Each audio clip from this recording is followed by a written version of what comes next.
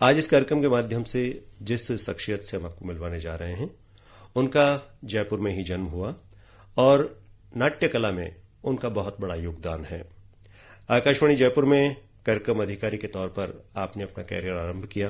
BBC London के drama section में उन्होंने काम किया। संगीत नाटक एकेडमी के डिप्टी सेक्रेटरी रहे और अब नाट्यकुलम संस्था के माध्यम से दृष्टिहीन बच्चों को, दिव्यांग बच्चों को नाटक सिखाते हैं और उनसे स्टेज पर शो करवाते हैं। आप हैं आचार्य भारत रत्न भार्गव।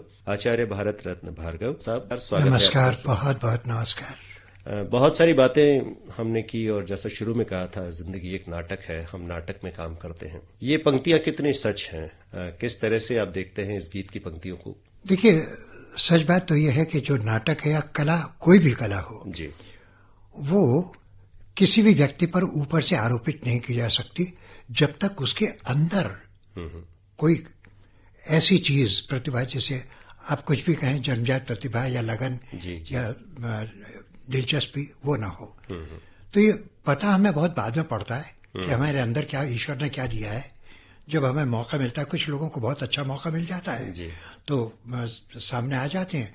कुछ लोग ईश्वरीय प्रतिभा होते हुए भी उन्हें अवसर नहीं मिलता और हमारा समाज उससे वंचित रह जाता है। मेरा सौभाग्य कि मुझे आकाशवाणी जयपुर का इसमें बहुत बड़ा योगदान है। यहाँ से मेरी यात्रा शुरू हुई और सबसे पहले मैं जब विद्यार्थी था तो मुझे कविताएं लिखने का शौक था। तो एक कवि सम्मेलन में मैं था और वहाँ उस वक्त यहाँ असिस्टेंट प्रोड्यूसर थे राजनारायण बेसारिया जी। ये मैं बात कह रहा हूँ 58-59 की। तो उन्होंने कवि सम्मेलन में सुना और उन्होंने आमंत्रित किया। आकाशवाणी जयपुर खुला ही खुला था और आकाशवाणी जयपुर से प्रसारित करना बहुत बड़ी बात होती थी। मैं बड़ा गदगद हुआ और वहां से मेरी ये यात्रा शुरू हुई। फिर जब मैं कविता पढ़ रहा था तो कुछ लोगों ने, उस वक्त गोटू साहब थे, IK गोटू, प्रोग्राम एग्जीक्यूटिव, उन्होंने कहा तुम्हारी आवाज अच्छी है। मुझे पैसे की जरूरत भी थी, पिताजी पैरालाइज्ड थे, पैसे की आवश्यकता थी। तो मैंने टेस्ट दिया और मैं ऑडिशन में पास हो गया और मैं अनाउंसर हो गया। तो मैं, उस वक्त कैजुअल अनाउंसर होते थे, हफ्ते भर का कॉन्ट्रैक्ट मिलता था। तो उससे मेरी लिखने पढ़ने में मेरी रुचि रही।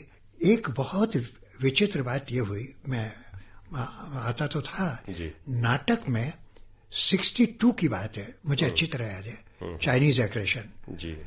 उस वक्त जो अपना शेड्यूल था सारा आकाशवाणी का जो बनता है वो तो स्थगित हो गया युद्ध की वजह से और नए कार्यक्रमों की आवश्यकता हुई। तो मेरे मन में कुछ ऐसा आया, क्योंकि मैं परिचित तो था ही आकाशवाणी से, कि नाटक लिखा जाए। अच्छा। तो जो हमारे प्रोग्राम एग्जीक्यूटिव थे उनसे मैंने कहा कि मैंने एक नाटक लिखा है, चाहता हूं कि आप जरा देख लें। उन्होंने कहा कि आप मुझे दीजिए, मैं नाटक सुनाइए। नंदलाल शर्मा उस वक्त थे, वो दोनों बैठे हुए थे। मैं नाटक सुनाने लगा, 5-7 मिनट हुए और वो एक दूसरे की तरफ देखने लगे। मुझे लगा कि नाटक ठीक नहीं है और मैं रुक गया। मैंने कहा लगता है कि बात नहीं बन रही है। तो उन्होंने कहा नहीं, बोलो। नाटक खत्म हुआ। फिर उन्होंने कहा तुम ऑडिशन दे दो ड्रामा का, तुम्हारी आवाज ड्रामा के लायक है। मैं बिल्कुल गदगद कि मैं तो लेखक की तरह से, नाट्य लेखक की तरह से आया था। उन्होंने कहा ये नाटक तो अप्रूव हो ही गया। फिर मैं ड्रामा आर्टिस्ट हो गया ऑडिशन में। और उसके बाद आकाशवाणी जयपुर में मैं कविता में भी रुचि थी। शायद ही कोई सेक्शन ऐसा रहा हो जिसमें मैंने काम नहीं किया। मुझे बहुत बहुत प्यार मिला। एक बड़ी विचित्र बात ये हुई, गोपाल दास जी यहाँ स्टेशन डायरेक्टर बन के आए और स्क्रिप्ट राइटर की पोस्ट निकली। तो मैंने भी अप्लाई किया। इंटरव्यू देते वक्त उन्होंने कहा कि तुमने कोई जयपुर आकाशवाणी के लिए कौन सा महत्वपूर्ण काम किया है। तो उससे कुछ ही दिन पहले मैंने मेलविल डेमेल साहब का एक फीचर, Ganga the rhythm of civilisation, उसका हिंदी रूपांतर किया था, हिंदी अनुवाद किया था। और वो ब्रॉडकास्ट हुआ नेशनल प्रोग्राम में और अच्छा रहा, चर्चित रहा। गोपाल दास जी उससे पहले वहाँ इलाहाबाद में स्टेशन डायरेक्टर थे, वहां से आए थे। उन्होंने प्रोग्राम सुना था तो मैंने बताया कि मैंने ये किया। उन्होंने कहा वो तुमने किया था? अच्छा। मैंने कहा जी हाँ। तो उन्होंने फिर और कोई सवाल नहीं किया। उन्होंने कहा अच्छा जाओ। तो मुझे लगा कि मैं जो यहाँ कार्यक्रम करता था उसके कैसे कैसे ज्ञानी लोग उसको सुनते हैं और उनको महसूस होता है। तो आकाशवाणी के प्रति मेरे मन में बड़ा उत्साह हुआ। फिर मेरे पिताजी की मृत्यु के बाद मुझे और आवश्यकता हुई तो मैं नौकरी नहीं कर सकता था और मैं अनफॉर्चुनेटली दुर्भाग्य से मैंने बीकॉम किया था, तो मैं एमए कर नहीं सकता था, उस वक्त ये सुविधा नहीं थी। तो मुझे गोपाल दास जी ने कहा कि तुम बीए करो हिंदी से। मैंने बीए किया, मैंने यूनिवर्सिटी में टॉप किया। फिर उन्होंने कहा मैं तुम्हें, देखिए बड़ी रोचक बात है ये, आकाशवाणी के श्रोताओं के लिए और भी ज्यादा महत्वपूर्ण बात है कि उस वक्त के जो अधिकारीगण थे वो किसी को भी प्रोत्साहित करने के लिए कैसे रास्ते निकालते थे। मैं स्क्रिप्ट राइटर था, उन्होंने कहा मैं ये सुविधा दे सकता हूँ कि तुम विविध भारती का मॉर्निंग सेक्शन फॉर पहला सेशन और लास्ट सेशन दोनों करो और दिन में यूनिवर्सिटी ज्वाइन करो। मेरे लिए बड़ा मुश्किल था। सुभाष चौक मेरा घर था जयपुर में, वहां से सवेरे सवेरे यहाँ आना, 7 बजे ओपन करना और फिर यहाँ से यूनिवर्सिटी जाना, यूनिवर्सिटी से फिर आकाशवाणी आना और फिर घर जाना। साल भर मैंने इस तरह निकाला और गोपाल दास जी ने जब इम्तिहान रिजल्ट आने वाले थे तो एक दिन पहले बुलाया, तुम्हारा क्या ख्याल है, कैसे हुए थे पेपर्स? मैंने कहा ठीक हुए, मुझे लगता है कि फर्स्ट डिवीजन के लिए मेहनत करनी पड़ेगी। अच्छा। सेकंड डिवीजन कितना परसेंटेज आएगा? मैंने कहा हाई सेकंड डिवीजन आ जाएगा।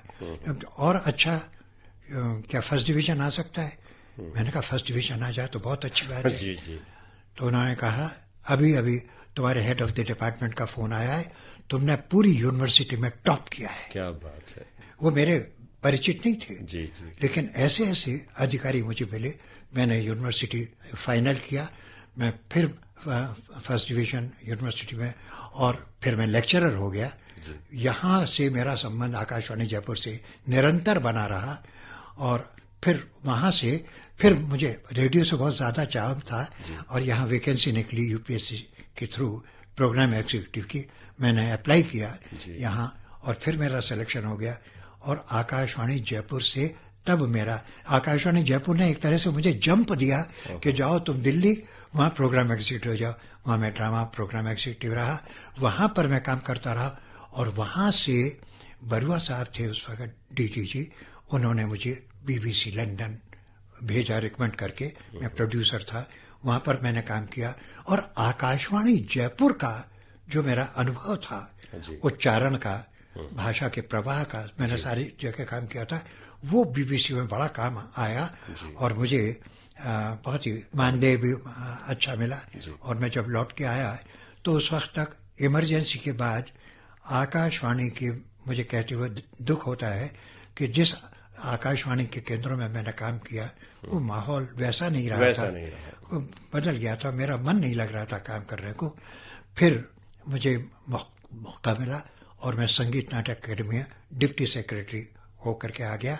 कपिला बादशाह और कमला देवी जी चट्टोपाध्याय, उस वक्त कमला देवी जी हमारी अध्यक्ष थी और कपिला जी उपाध्यक्ष, उन्होंने मेरा चुनाव किया और फिर मेरा आकाशवाणी से वो गहरा जो संबंध था व्यावहारिक रूप से वो नहीं रहा, लेकिन जो मुझे मेरे व्यक्तित्व में जो कुछ भी मैंने सीखा उसमें आकाशवाणी का योगदान जबरदस्त है। फिर वहां पर भी मैं नाटक से ही जुड़ा रहा, संगीत नाटक अकेडमी से, और संगीत नाटक अकेडमी में बहुत नाटक वहां पर, उससे पहले तो मैं प्रैक्टिकली जुड़ा हुआ था नाटक से। संगीत नाटक अकेडमी में आने के बाद मुझे नाटक की थ्योरी, नाट्यशास्त्र, भरत मुनि का नाट्यशास्त्र और नाट्यशास्त्र के बहुत सारे जो बड़े बड़े विद्वान थे उनके नाट्य सिद्धांतों को पढ़ने का मौका मिला और पूरे देश के नाटक को देखने का मौका मिला। तो उसमें सब में मुझे लगता है कि मेरा आकाशवाणी जयपुर ने जो कुछ मुझे दिया है मैं उसका ऋण नहीं चुका सकता जीवन भर। मैं बहुत ही, और यहाँ आकर के और आज आपके साथ बात करके तो मैं रोमांचित हो जाता हूँ, ये बहुत अच्छा लग रहा है। हमारा सौभाग्य है कि आज हमें भारत रत्न भार्गव साहब के साथ बात करने का मौका मिल रहा है। भारत रत्न भार्गव साहब से आज हम बात कर रहे हैं इस कार्यक्रम में। आप ड्रामा के मास्टर हैं, नाट्य शास्त्र का आपने बहुत अध्ययन किया है, नाट्यकुलम संस्था आप चलाते हैं। भारत रत्न भार्गव साहब, जैसा आपने बताया कि आकाशवाणी जयपुर में आप पहली बार कविता पढ़ने के लिए आए थे, तो जब आपका विद्यार्थी जीवन था तब आपने कभी सोचा था कि मैं रेडियो में जाके काम करूंगा, या कुछ और दिमाग में चल रहा था? पिताजी चाहते थे कि कोई एक नौकरी मिल जाए बच्चे को तो जीवन यापन का कुछ आधार बन जाए, कुछ विचार किया था आपने कि मुझे क्या करना है? आपने बहुत ही अच्छा सवाल किया है।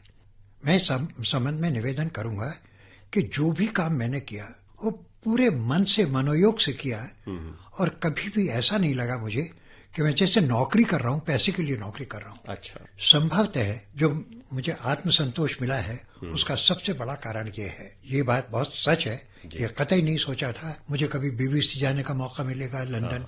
बीबीसी तो उस वक्त टेलीविजन था नहीं, सारी दुनिया में बीबीसी को सुना जाता था समाचारों के लिए। और जब मैं ब्रॉडकास्ट करता था तो और मुझे जो रेस्पॉन्स मिलता था अपने यहाँ के परिचितों का, तो मैं रोमांचित हो जाता था। और बार बार मुझे ये लगता था कि मैं और कुछ नहीं, पूरे मनोयोग से अपने जो भी श्रोता हैं उन श्रोताओं के साथ पूरा न्याय करूं। ये भावना मेरे मन में रही। और मैं चाहता हूं कि अब भी, आज के जमाने में भी, नई पीढ़ी अगर इसी बात को ध्यान में रखे कि हमारे जो बुजुर्ग थे उन्होंने हमारे साथ क्या क्या कुछ किया है, उनका उपकार कैसे चुकाएं, उसका सिर्फ एक ही तरीका है कि आप जो भी काम कर रहे हैं पूरे मनोयोग से, पूरी शक्ति और पूरे आत्मविश्वास के साथ कीजिए। आपको ईश्वर अवश्य सफलता देंगे। जी हाँ। आप अपने परिवार के बारे में थोड़ी सी चर्चा करें। पत्नी, माता पिता, बच्चे, कौन कौन लोग हैं परिवार में? मैंने बताया जैसे मैं सुभाष चौक में, मेरा पैतृक घर अभी भी है, वहाँ पर एक हायर सेकेंडरी स्कूल चलता है। मेरे बड़े भाई, एक बड़े भाई थे, हम 4 भाई थे, और अब कोई भी नहीं रहे, मैं ही हूँ।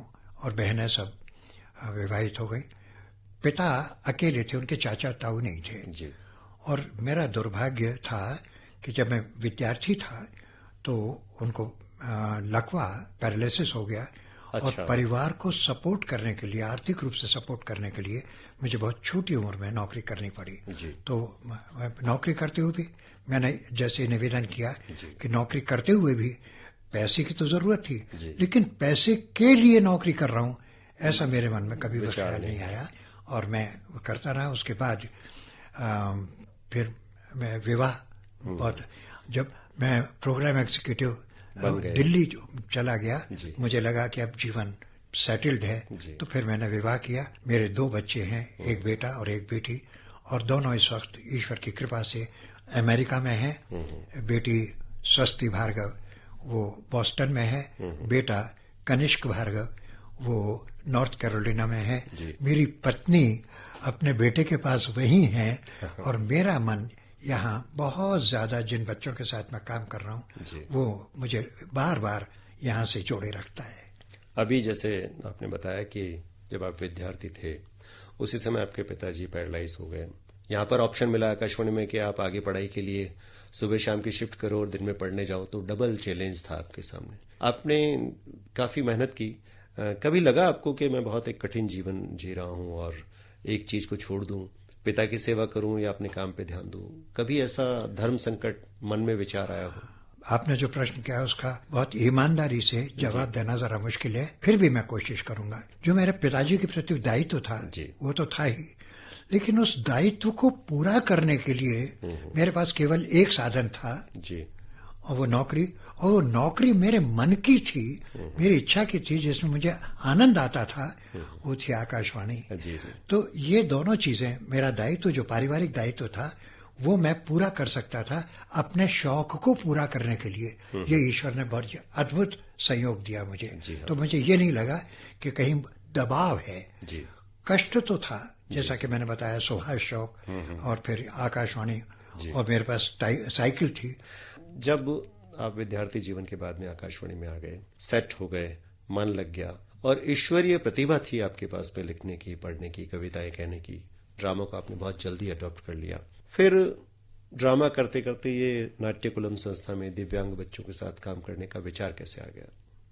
ये आपने बहुत देर से शुरू किया, आफ्टर रिटायरमेंट, या पहले से ही ये काम चल रहा था? इसके बारे में एक छोटी सी घटना। मैं रिटायर जब हो गया, दिल्ली में ही था, दिल्ली में अपना घर है अभी भी, दिल्ली में था, तो मैं सोच रहा था, एक बात मेरे मन में हमेशा रही है कि समाज के इतने लोगों ने जो मुझसे पहले परिचित नहीं थे, उन्होंने मुझ पर इतना उपकार किया है, मैं समाज को, उनका उपकार तो मैं चुका नहीं सकता, समाज को क्या दूं? तो मेरे मन में आया कि मैं जो ऐसे समाज के ऐसे बच्चे हैं जो साधनहीन है, निर्बल है, उनके लिए काम करूं। नाटकों में मेरी रुचि थी को उनको मैं नाटक सिखाऊं जो प्रतिभा संपन्न तो हैं लेकिन उन्हें मौका नहीं मिला है, उनको मौका दूं।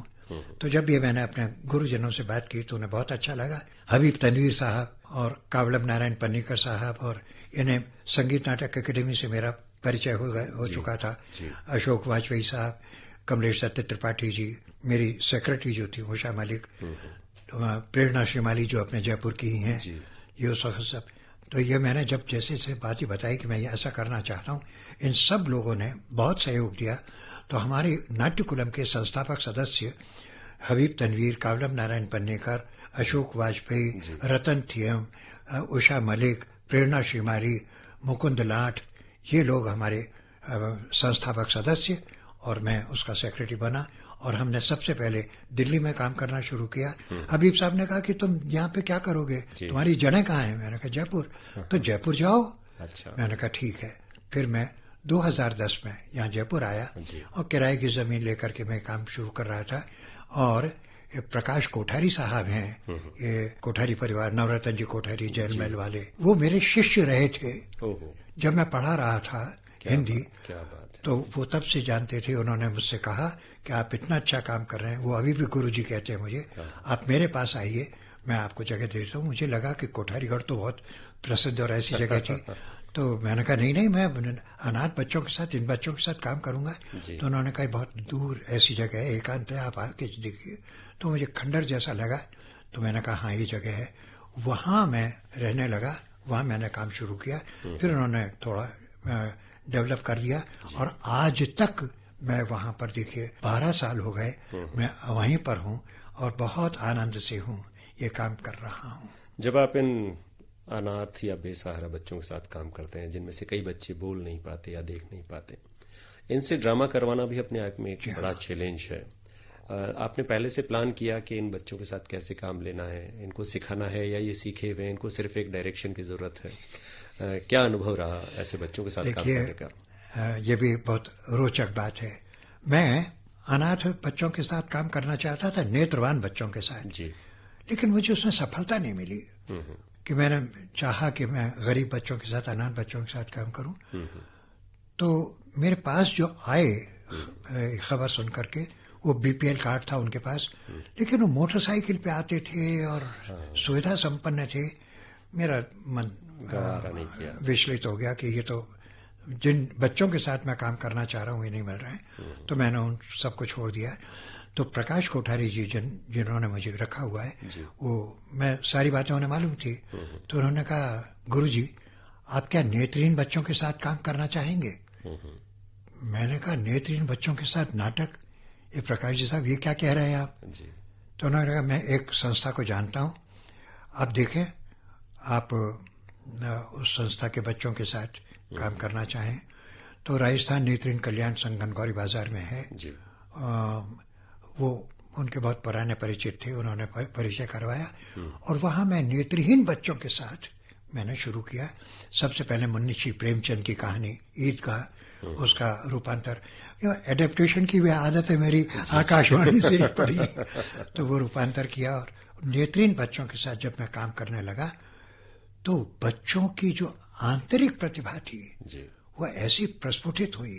वो नाटक मंचित हुआ यहाँ जवाहर कला केंद्र में और हाथों हाथ मुझे लोगों ने उठाया कि बहुत अद्भुत काम कर रहे हो, नेत्रहीन बच्चों के साथ किस तरह काम कर रहे हो। उनकी एक मुझे प्रयत्न करना पड़ा कि उनको प्रशिक्षित करने के लिए एक नई लैंग्वेज, एक नई भाषा इस्तेमाल करें। वो देख तो सकते नहीं।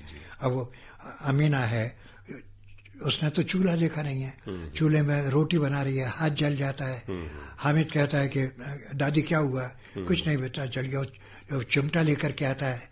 अच्छा, ये सब चीजें आपने एक नई लैंग्वेज इसको बनाई। किस तरह दृश्य में परिवर्तन किया जाए उन लोगों के साथ, ये बच्चों ने ही मुझे सिखाया। वाह वाह, बहुत बढ़िया। मतलब आपका अनुभव बहुत शानदार रहा है। बहुत अच्छा रहा और आत्मतुष्टि देने वाला। और मुझे लगा कि संभवतः इससे ज्यादा अच्छा काम मैं अपने जीवन में और कोई नहीं कर सकता था। ईश्वर ने मुझे ये अवसर दिया और मैं ये कार्य कर रहा हूँ। श्रोताओं, जैसा कि आप सभी जान रहे हैं, सुन रहे हैं, आज हमारे साथ इस कार्यक्रम में हैं आचार्य भारत रत्न भार्गव। नाटक शास्त्र में बहुत गहरा अनुभव है आपका और स्टेज पर आपने बहुत काम किया है। अपने जीवन यात्रा के बारे में आज आकाशवाणी के स्टूडियो में हमें जानकारी दे रहे हैं। आचार्य भारत रत्न भार्गव, इतनी लंबी जीवन यात्रा में बहुत सारे अहम पड़ाव आए आपके, और कभी कभी आपको लगा होगा कि यार इस एक घटना से मेरा जीवन बदल गया। कौन सा अहम पड़ाव था, कौन सी वो बात थी जहां से आपके जीवन में बदलाव शुरू होगा? अगर मैं चुनने की कोशिश करूं तो मैं उन लोगों के साथ अन्याय करूंगा जिनसे मेरा ब्लड रिलेशन नहीं था और मुझे आगे बढ़ने के लिए नए रास्ते खोले मुझे, और उन्होंने पुश किया, प्रोत्साहित किया। ऐसे कई लोग। जी हाँ। सबसे पहले तो मैंने जैसे गोपाल दास जी का नाम लिया, मैं अब नहीं है उनका, मैं आजीवन ऋणी रहूंगा। मेरे head of the department doctor Satyendra, उन्होंने बहुत प्यार दिया मुझे, और जब ये जाना कि मैं इतना परिश्रम कर रहा हूं तो उन्होंने, जैसे मैं किसी भी तरह की कोई दिक्कत होती थी एमए लिटरेचर के बारे में, तो वो मुझे आगे बढ़ करके घर पे बुला करके और पढ़ाया करते थे। उसके बाद फिर ऑल इंडिया रेडियो में बरुआ साहब, यूएल बरुआ जो डीडीजी हुए, उन्होंने बहुत प्रोत्साहन दिया मुझे। और बीबीसी में भी मैं बड़ा खुशकिस्मत था कि कैलाश बुधवार, रत्नाकर प्रभाकर, रत्नाकर भारतीय, ओंकारनाथ श्रीवास्तव, आलिया हसन, पुरुषोत्तम लाल पावा, ऐसे लोगों से उन्होंने बहुत प्यार दिया।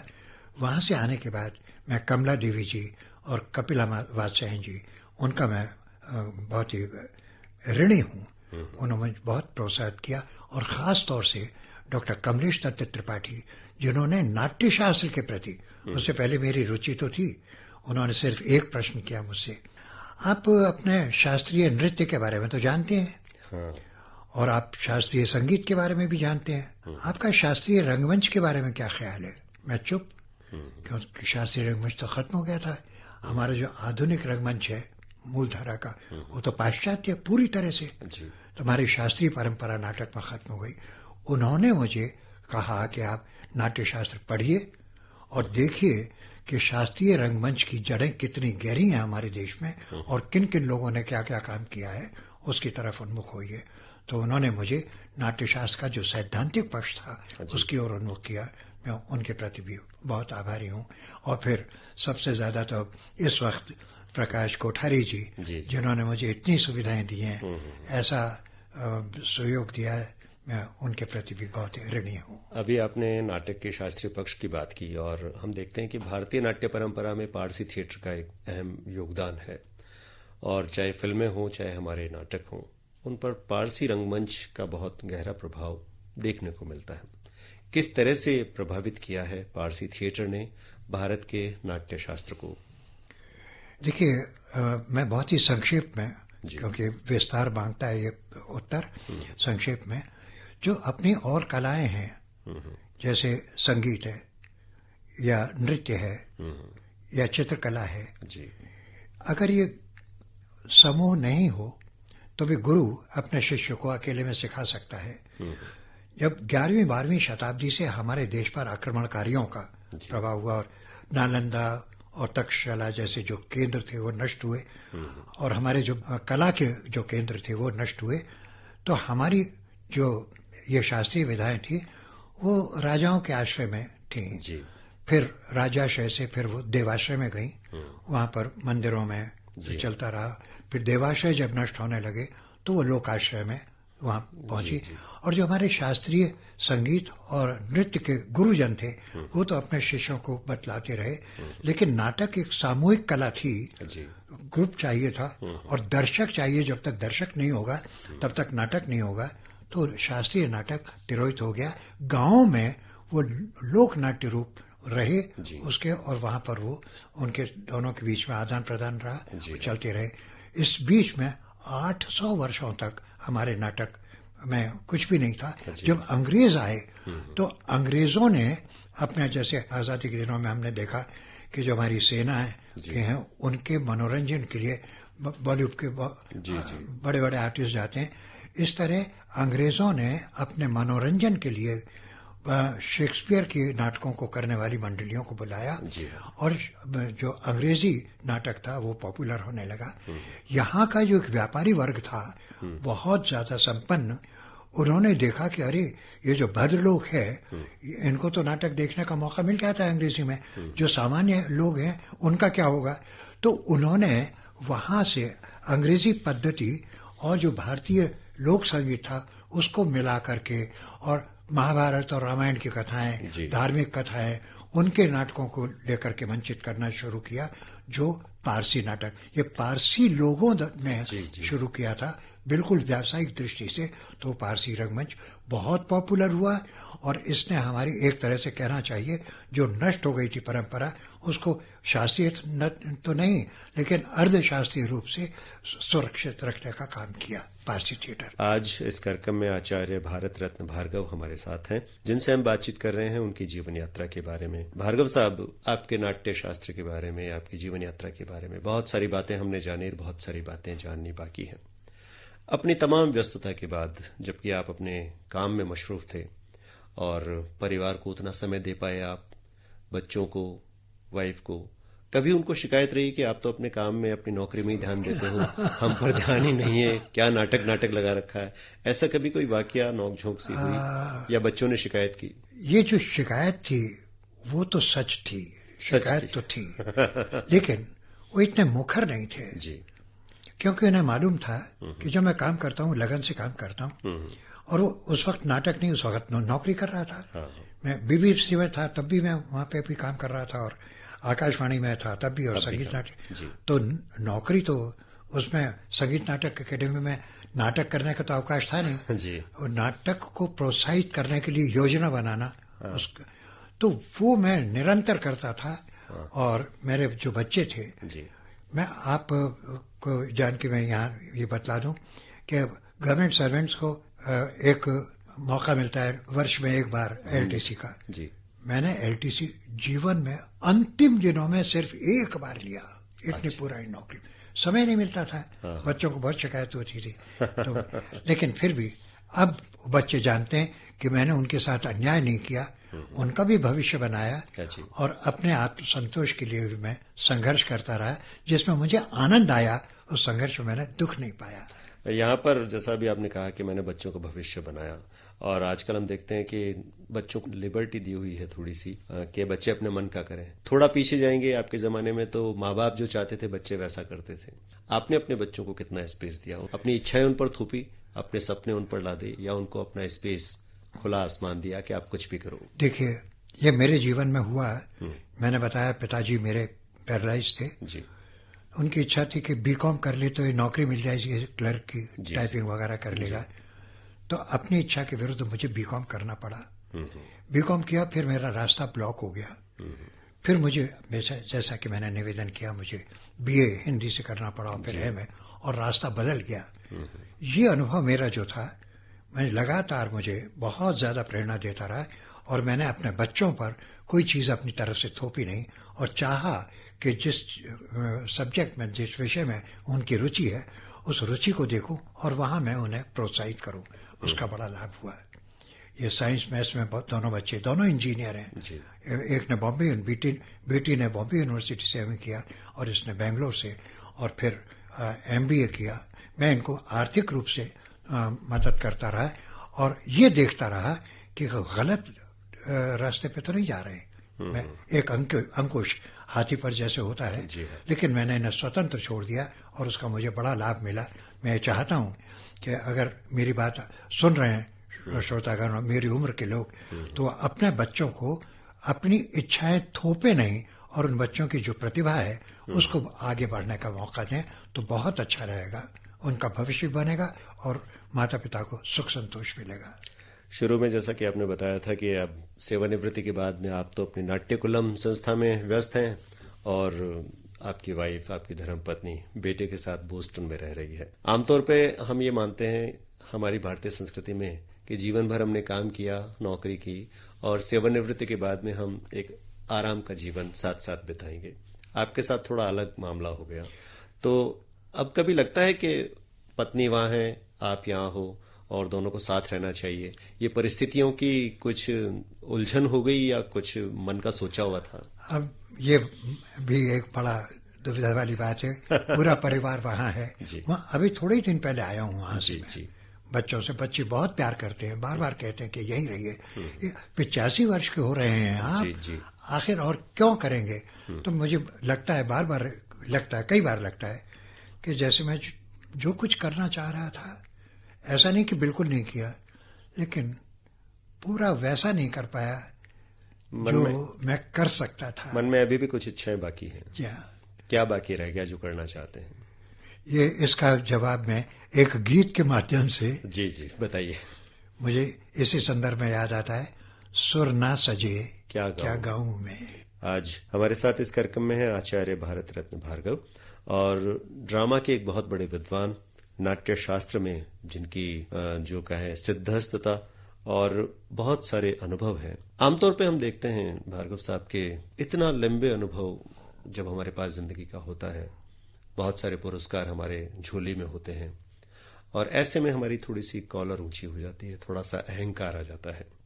जब हम पुरस्कार प्राप्त करते हैं, निश्चित तौर पर हमारे काम की प्रशंसा होती है, हम सब लोग खुश होते हैं और ये सोचते हैं कि हमारे काम को सराहा गया, पहचान मिली।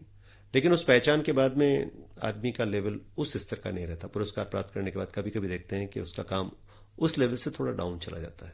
तो ये अहंकार कभी कभी मन में आ जाता है। इसकी वजह से कलाकार की छवि, उसकी कला प्रभावित होती है। मुझे जीवन में ऐसा नहीं है कि सम्मान या पुरस्कार नहीं मिला, लेकिन मेरे गुरुजनों ने मुझे बहुत ही थामे रखा कि कभी भी अहंकार मत करना। अगर अहंकार हुआ तो सफल नहीं हो पाओगे। और मुझे बचपन में ही, जब मैं कविताएं वगैरह लिख रहा था और आकाशवाणी से पहले, तो उस वक्त यहाँ जैसे तरही मुशायरे होते हैं, उस तरह कवि सम्मेलन में समस्या पूर्ति होती थी। तो एक अखिल भारतीय विद्यार्थियों के लिए प्रतियोगिता थी। अखिल भारतीय नहीं, अखिल राजस्थान। तो राजस्थान भर के जितने भी विद्यार्थी थे मैट्रिक तक की शिक्षा के, उनके लिए उसमें एक समस्या थी, धरती का भगवान आ गया। तो वो मैंने कविता लिखी। उसका पहला स्टेंजा मुझे याद है अभी भी, इतने वर्ष कुछ ऐसा था। नैनों के दो अश्रुबिंदु में मचल रहा चेतकार किसी का, मृत्यु सुखद है जीवन दुष्कर, जीवन भी जब भार किसी का, प्यार किसी का मचल रहा है, आंसू से जलधार किसी का, व्यथित रुदन बन गान आ गया, धरती का भगवान आ गया। बहुत अच्छे। ये कविता मैंने पढ़ी और मैं प्रथम आया पूरे राजस्थान में कवि सम्मेलन, कविता प्रतियोगिता में जी। और मेरे गुरुजनों ने उस वक्त मुझे प्रोत्साहित किया और सम्मान वगैरह, और उन्होंने कहा तुम्हें और आगे बढ़ना है, ये अंतिम नहीं है, और आगे लक्ष्य बहुत दूर है। और मुझे लगातार ये रहा कि भाई ये रास्ता बड़ा कठिन है, देख करके चलना है। अगर पुरस्कार में और सम्मान से तुम संतुष्ट होने लगे अभी से तो बिगड़ जाओगे, बर्बाद हो जाओगे। तो मैं और आगे, उसके बाद फिर यूनिवर्सिटी में जो मुझे गोल्ड मेडल मिला, उसके बाद फिर मेरा पहला कविता संग्रह आया, उसका सम्मान मिला। फिर हबीब तनवीर पर मैंने किताब लिखी जो राष्ट्रीय नाट्य विद्यालय ने प्रकाशित की, उसमें हिंदी अकेडमी दिल्ली ने विशिष्ट कृति पुरस्कार दिया, राजस्थान संगीत नाटक अकेडमी ने कला पुरोदय आदि आदि। यानी पुरस्कार प्राप्त करने के बाद भी आप जमीन पर टिके रहे, ये बहुत जरूरी था आगे बढ़ने के लिए। और अब जबकि हम अपने कार्यक्रम के समापन की तरफ हैं और बहुत सारे लोग आज भी ड्रामा में काम कर रहे हैं, जल्दी नाम कमाना चाहते हैं, मशहूर होना चाहते हैं, लेकिन उनकी काम में वो निरंतरता नहीं है, वो क्वालिटी नहीं है। क्या कहना चाहेंगे नए ड्रामा आर्टिस्ट के लिए, डायरेक्टर्स के लिए, जो ड्रामा की दुनिया में आकर अपना नाम रोशन करना चाहते हैं? सबसे बड़ी बात यह है कि कला का कोई भी क्षेत्र हो, उसमें निरंतर प्रयास करते रहना, अभिमान से अलग, सफलता से ऐसा नहीं गौरवान्वित हो जाए। और जो आज हम शास्त्रीय संगीत में और शास्त्रीय नृत्य में देखते हैं, रियाज, जो बड़े बड़े लोग हैं, गुरुजन हैं, वो तो 4-4 घंटे 5-5 घंटे रोज आना प्रैक्टिस करते हैं। नाटक में वो खत्म हो गई। कला में दूसरे क्षेत्रों में, पेंटिंग में भी है ये निरंतर प्रयास करना। नाटक में जो हमारी नई पीढ़ी के लोग हैं वो शॉर्टकट्स तलाश करते हैं और हमारे नाटकों की जो हम प्रतिभा संपन्न देश है हमारा, लेकिन अंतर्राष्ट्रीय स्तर पर बहुत कम लोग हुए हैं। जैसे शंभू मित्र हुए, हबीब तनवीर हुए, कालडम नारायण पनिकर, बहुत गिने चुने लोग हुए, रतन थियम हुए, जिनको अंतर्राष्ट्रीय ख्याति मिली। उसका सबसे बड़ा कारण ये है कि दूसरे प्रांतों में, दूसरे प्रदेशों में जो हमारी नई पीढ़ी के लोग हैं वो मेहनत नहीं करते, शॉर्टकट्स तलाश करते हैं कि जल्दी से सफलता मिल जाए, बॉलीवुड चले जाएं, अमिताभ बच्चन बन जाएं, अशोक कुमार बन जाएं। ये जो घातक वृत्ति है ये बहुत ही दुखदायी है। जी हाँ, आचार्य भारत रत्न भार्गव साहब, निश्चित तौर पर सफलता का रास्ता, यदि हमें राजमार्ग तक पहुंचना है तो पगडंडियों पर होकर ही राजमार्ग का रास्ता निकलेगा और हमें लगातार प्रयास करना होगा, मेहनत करनी होगी, अपने आप को मांझना होगा, चमकाना होगा, तब जाके हम किसी भी कला के क्षेत्र में अपना नाम रोशन कर पाएंगे। आचार्य भारत रत्न भार्गव, आज आप आकाशवाणी के स्टूडियो में आए, आकाशवाणी से ही आपने अपना कैरियर आरंभ किया और ड्रामा में आपने दुनिया के नए नए क्षेत्रों का अनुभव किया। आपने अनुभव आकाशवाणी के साथ साझा किया। आकाशवाणी जयपुर के साथ आपके स्टूडियो में आने का बहुत बहुत धन्यवाद। बहुत बहुत धन्यवाद। मैंने आज यहाँ आपके साथ बातचीत करके बहुत बड़े सुख का अनुभव किया है। सभी श्रोताओं को नमस्कार। और आकाशवाणी जयपुर के यहाँ आकर के बिल्कुल ऐसा लगता है जैसे अपने परिवार में पुरानी बहू वर्षों के बाद अपने पियर आती है, वैसा कुछ अनुभव मुझे हो रहा है आकाशवाणी के जयपुर केंद्र में आकर। आपको बहुत बहुत धन्यवाद।